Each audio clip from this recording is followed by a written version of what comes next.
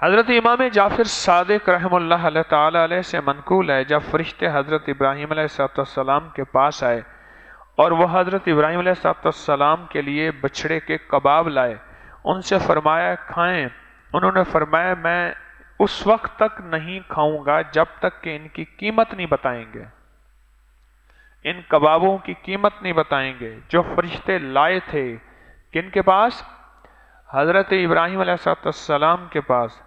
تو حضرت ابراہیم نے فرمایا ان کی قیمت یہ ہے، کھانے سے پہلے بسم اللہ کہہ دو، آخر میں الحمدللہ کہہ دو۔ تو حضرت جبریل باقی 3 فرشتوں کی طرف خطاب کر کے فرماتے ہیں آیا مناسب ہے یا نہیں کہ ایسے بندے کو اللہ اپنا خلیل مقرر کرے؟ آپ بات کی گہرائی تک نہیں پہنچے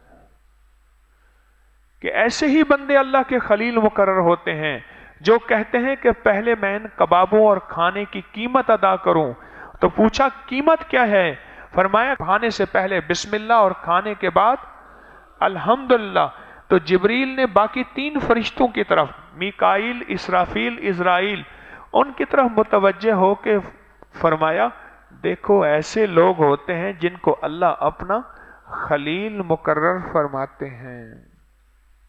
اس کا مطلب یہ ہوا آپ بھی اگر اللہ کا دوست بننا چاہتے ہیں، اللہ کا تعلق پانا چاہتے ہیں، اللہ کے ساتھ محبت کرنا چاہتے ہیں، تو آج کے بعد کھانے سے پہلے بسم اللہ اور کھانے کے بعد الحمدللہ کو انشاءاللہ ہم کبھی فراموش نہیں کریں گے، بھولیں گے نہیں۔